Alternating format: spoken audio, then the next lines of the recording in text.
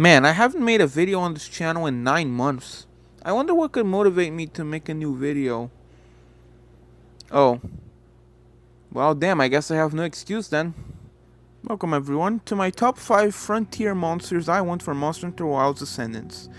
These are monsters that, in my opinion, would fit with the game's locales and inclemencies, or are just ones I really like and want to see return. Before we begin, I have to say that not only is this my opinion, but that it's not guaranteed that these monsters will return. This is just me speculating and being a silly goober. So without further ado, let's begin. Number 5. Rucodiora. Since Ascendance seems to be putting a focus on Elder Dragons, I suppose having Frontier's first Elder Dragon would make sense. Rucodiora, introduced in Monster Hunter Frontier 4.1, is an Elder Dragon with an unusual wing structure, with its wings seemingly being formed from its spine rather than being a third pair of limbs like other Elder Dragons. It has the ability to control a magnetic field it creates around itself, which they use to repel and attract metallic objects, such as the armor of a hunter. They also release scales from their wings that allows them to magnetize opponents more easily.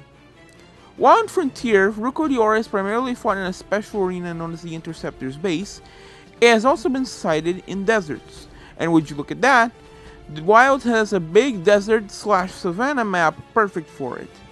However, there is one issue. In the trailer for the expansion, Kushala Daora can be seen in said map, the Windward Plains, which could be a problem. There are, however, two solutions for this, in my opinion. My first solution would be to simply make it so Rucodiora only appears during the Sand Tide, which is the Windward Plains inclemency. The other solution would be to simply put it in the ice map, the Ice Shard Cliffs, since the rocks in the map canonically float due to magnetism. It would be a bit weird since Ruko is weak to ice, but whatever. And speaking of ice, number 4, Duragawa. Arguably one of Frontier's more iconic designs, Duragawa was introduced in Monster Hunter Frontier Season 8.0. It is a turquoise-colored wyvern that utilizes the Tigrex body plan and uses both the ice element and a narcotic gas from its tail. In Frontier, Duragawa had a unique status effect known as Frostbite, which was basically a primitive version of Ice Blight and could only be cured with a hot drink. In my opinion, that status is kind of obsolete due to Ice Blight, but whatever. In terms of maps, Duragawa is an odd case. As while it is an ice element monster, it actually seems to prefer more mild environments, such as Frontier's Highlands, Tower, and Gorge. And what do you know, the trailer for the expansion revealed a new map that is somewhat similar to the areas associated with Duragawa. Now, is this confirmation that it is coming back? Not really, but it would be cool. No pun intended. Number 3. Pariapuria. An odd-looking flying wyvern introduced in Monster Hunter Frontier Season 5.0, Pariapuria is a ravenous monster with an endless appetite. They are so ravenous, in fact, that parts of various dangerous monsters, such as Rajang, have been found in their stomachs. Whether those parts ended up in there due to them eating a living or dead monster is up for speculation, but the point is, Pariapuria is extremely food motivated. Pariapuria's fight is also quite interesting. As while you can fight it normally, you can also feed it meat depending on the color of its drool and cause it to become slower. In my opinion, Pariapuria being brought back could be a great idea, since as of now, there aren't many monsters that interact with tainted meats, and also because I think it's a cool design. Number 2. Abiorugu.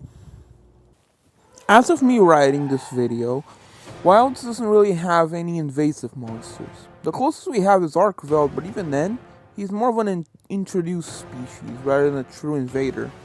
So in my opinion, bringing back Abiorugu could make some sense.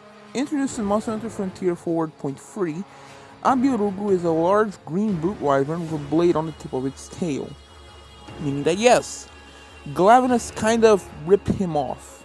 Anyway, Abiorugu uses his blade as well as its fiery blast from its mouth to subdue their prey.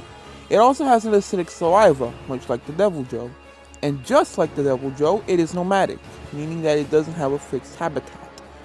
Not only that, they have also been seen hunting in pairs. Now, in my opinion, Abiorugu could be a perfect fit for Wilds for a few reasons. As previously mentioned, Wilds doesn't really have an invader monster, but also doesn't have any of the big dinosaur-esque brute wyverns. The closest we have is Guardian Fulgur Engine F, but he's a construct, not a true brute wyvern.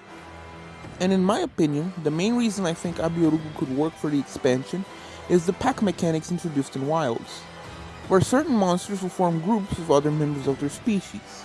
As mentioned previously, Abiyorugu may sometimes hunt in pairs, which in my opinion makes him a good candidate to receive this mechanic. Imagine you're hunting a random monster, and then your quest gets invaded by two Abiyorugu. That would be awesome. Honorable mentions. There's only 4 honorable mentions, so let's quickly talk about them. Hypnocatrus and Espinas are already in the main series, but I want them back for Wilds for a few reasons. First off, Hypnocatrus and Espinas are usually associated with the Great Forest, a map that is canonically in the east of the Monster Hunter planet, if I remember correctly. Wilds also takes place in the east, and you can see where I'm going with this. All I'm saying is if they wanted to bring Espinas and Hypnocatrus back, I wouldn't be opposed, both because it would make sense geographically, and because Espinas is my favorite monster. Farunoko is a relative of Hypnocatrus, and if they wanted to bring it back, it would also make sense for the same reason. But the next honorable mention isn't a frontier monster at all. It's Morudomunto from Monster Hunter Explorer. I really want him back because he's too good of a design to be forever stuck in a dead mobile game. Number 1. Torridcless. This has been said before by many others, but we need more bird wyverns that are actually strong and not just pushovers. Torridcless, introduced in Monster Hunter Frontier G9, is a bird wyvern with special feathers on its wings that allow it to absorb sunlight and convert it into electricity. It's essentially a living solar panel. It primarily uses this electricity to enhance its movements, but can also use it to create lighting projectiles and flashes of light. Now, the new map that was revealed for the expansion looks perfect for it, due to the fact that it's in the sky, which has a lot of sunlight. Need I say more? Not to mention, as I said, we need more powerful bird wyverns. Thank you all for watching, everyone, and sorry for taking so long to upload. Still, I hope you all enjoyed this video, and I'll see you folks some other time. See ya!